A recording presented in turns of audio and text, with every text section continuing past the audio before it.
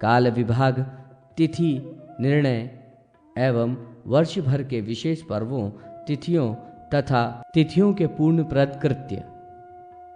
सूत जी बोले, ब्राह्मणों, देव कर्म या पैतृक कर्म काल के आधार पर ही संपन्न होते हैं और कर्म भी नियत समय पर ही किए जाने पर पूर्ण रूपेण फलप्रद होते हैं। समय के बिना की गई क्रियाओं का फल तीनों कालों तथा लोकों में भी प्राप्त नहीं होता। अतः मैं काल के विभागों का वर्णन करता हूँ। यद्यपि काल अमृत रूप में एक तथा भगवान का ही एक अन्यतम स्वरूप है, तथापि उपाधियों के भेद से ये दीर्घ, लघु आदि अनेक रूपों में विभक्त है। तिथि, नक्षत्र, वार तथा राशि का संबंध आदि जो कुछ है वे सभी काल के ही अंग हैं और पक्ष, मास आदि रूप में वर्षांतरों में भी आते जाते रहते हैं तथा वे ही सब कर्मों के साधन हैं। समय के बिना कोई भी स्वतंत्र रूप से कर्म करने में समर्थ नहीं है। धर्म या अधर्म का मुख्य द्वार काल ही है। तिथि आदि काल विषयों में निषिद्ध और विहित कर्म बताए गए हैं। विहित कर्मों का पालन करने वाला स्वर्ग को प्राप्त करता है और विहित का त्याग निषिद्ध कर्म करने से अधोपति प्राप्त करता है। पूर्वाह व्यापिनी तिथि में वैदिक क्रियाएं करनी चाहिए। एकोदिष्ट श्राद्ध मध्याह व्यापिनी तिथि में और पावन श्राद्ध उपराह व्यापिनी तिथि में करना चाहिए। वृद्धि श्राद्ध आदि प्रातः काल में करने चाहिए। ब्रह्मा जी ने देवताओं के लिए तिथियों के साथ पूर्वाह काल दिया है और पितरों के उपराह पूर्वाह में देवताओं का अर्चन करना चाहिए। तिथियां 3 प्रकार की होती हैं, खरवा, दिरपा और हिंस्त्रा। लंघित होने वाली खरवा, तिथि वृद्धि दर्पा तथा तिथि हानि हिंसा कही जाती है। इनमें खरवा और दर्पा आगे ही लेनी चाहिए और हिंस्त्रा पूर्व में लेनी चाहिए।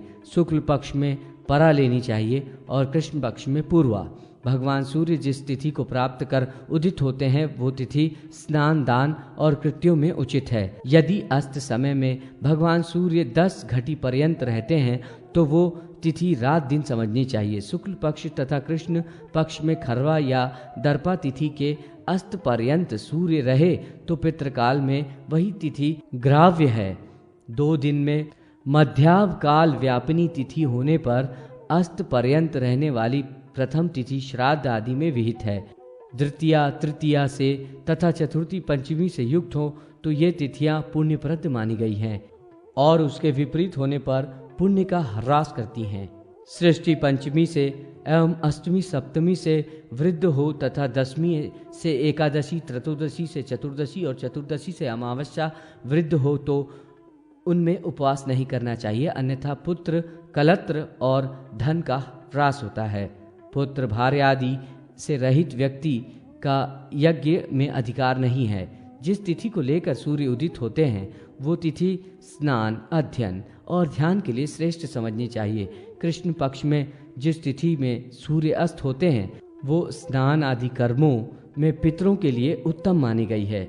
सूत जी कहते हैं, ब्राह्मणों, अब मैं ब्रह्मा जी द्वारा बतलाई गई श्रेष्ठ तिथियों का वर्णन करता हूँ।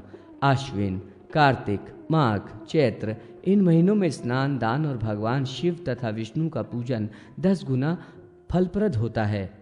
प्रतिपदा तिथि में अग्निदेव का यजन और हवन करने से सभी तरह के धान्य और स्पित धन प्राप्त होता है। यदि शुक्ल पक्ष में द्वितीया तिथि बृहस्पतिवार से युक्त हो तो उस तिथि में विधि पूर्वक भगवान अग्निदेव का पूजन और नत व्रत करने से इच्छित ऐश्वर्य प्राप्त होता है।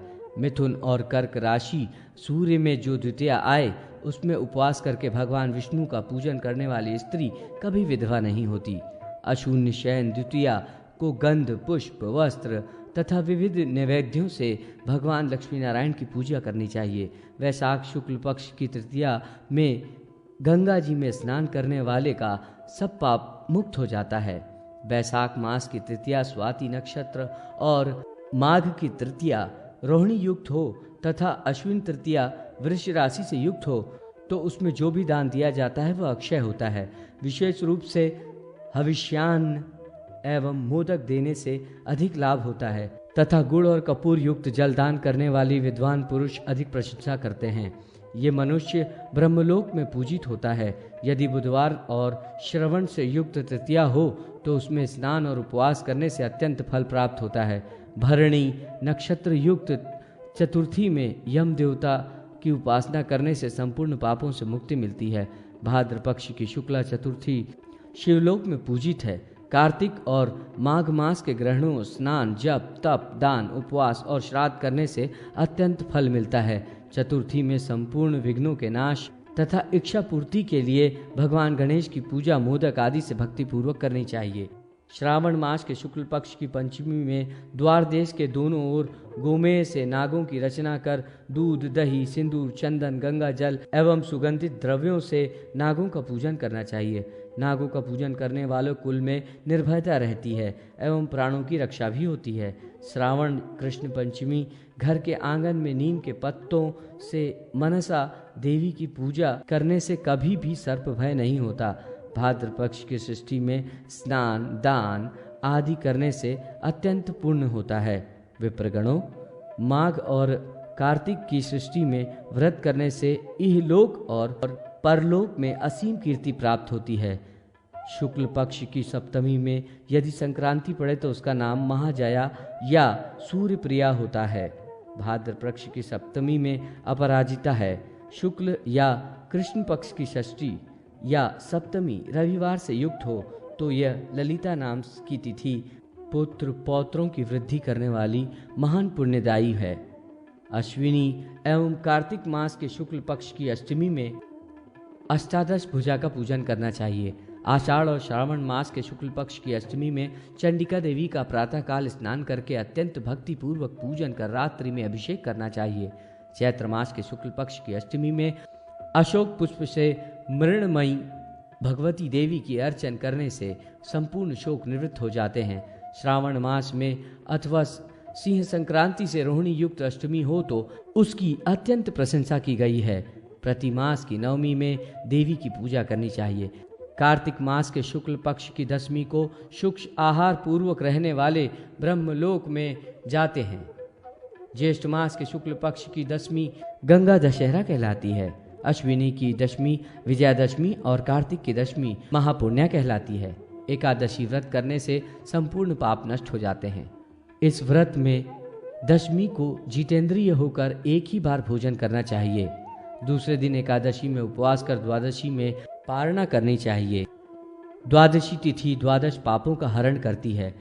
चैत्र मास के शुक्ल पक्ष की त्रयोदशी में अनेक पुष्पादि सामग्रियों से कामदेव की पूजा करें। इसे अनंग त्रयोदशी कहा जाता है। चैत्र मास के कृष्ण पक्ष की अष्टमी शनिवार या शतभिषा नक्षत्र से युक्त हो तो गंगा स्नान करने से सैकड़ों सूर्य ग्रहण का फल प्राप्त होता है। इस मास के कृष्ण पक्ष की त्रयोदशी यदि शनिवार या शतभिषा से युक्त हो तो ये महावारुणी पर्व कहलाता है। इसमें किया गया स्नान, दान एवं श्राद्ध अक्षय होता है। चैत्र मास के शुक्ल पक्ष की चतुर्दशी दंभभंजनी कही जाती है। इस दिन धतूरे की जड़ में कामदेव का अर्चन करना चाहिए। इससे उत्तम स्थान प्राप्त होता है। अत्यंत चतुर्दशी का व्रत संपूर्ण पापों का नाश करने वाला है। इसे भक्ति पूर्वक करने से मनुष्य अनंत सुख प्राप्त करता है। प्रेत चतुर्दशी यम चतुर्दशी को तपस्वी ब्राह्मणों को भोजन और दान देने से मनुष्य यमलोक में नहीं जाता। फाल्गुन मास के कृष्ण पक्ष की चतुर्दशी शिवरात्रि के नाम से प्रसिद्ध है और ये संपूर्ण अभिलाषाओं की पूर्ति करने वाली है। इस दिन चारों पहरों में स्नान करके भक्ति पूर्वक शिव जी की आराधना करनी चाहिए। चैत्र मास की पूर्णिमा चित्रा नक्षत्र तथा गुरुवार से युक्त हो तो वो महाचैत्री कहलाती है। यह अत्यंत पुण्य प्रदान करने वाली है। इसी प्रकार विशाखादि नक्षत्र से युक्त वैशाखी, महाज्येष्ठी आदि 12 पूर्णिमाएं होती है। इनमें किए गए स्नान, दान, जप, नियम आदि सत्कर्म अक्षय होते हैं और व्रती के पितर संतृप्त होकर अक्षय विष्णुलोक को प्राप्त करते हैं। हरिद्वार में महावैशाखी का पर्व विशेष पुण्य दान प्रदान करता है। इसी प्रकार शालग्राम क्षेत्र में महाचैत्री, पुरुषोत्तम क्षेत्र में महाज्येष्ठी, शंखल क्षेत्र में महाषाठी, केदार क्षेत्र में महाश्रावणी, बद्रिका क्षेत्र में महाभाद्री, पुष्कर तथा कान्यकुब्ज में महाकीर्तिकी अयोध्या में महामार्ग शीर्षी तथा महापौषी, प्रयाग में महामाघी तथा नैमिषारण्य में महाफाल्गुनी पूर्णिमा विशेष फल देने वाली है। इन पूर्वों में जो भी शुभाशुभ किए जाते हैं वे अक्षय हो जाते हैं। अश्विनी की पूर्णिमा कौमुदी कही जाती है। इसमें चंद्रोदय काल में विधि पूर्वक लक्ष्मी की पूजा करनी चाहिए। प्रत्येक अमावस्या को तर्पण और श्राद्ध कर्म अवश्य करना चाहिए। कार्तिक मास के कृष्ण पक्ष की अमावस्या के प्रदोष के समय लक्ष्मी का सविधि पूजन कर उनकी प्रीति के लिए दीपों को प्रज्वलित करना चाहिए। नदी तीर, पर्वत, गोष्ठ, शमशान, वृक्ष मूल, चौराहा, अपने घर में और चत्वर में दीपों को सजाना चाहिए।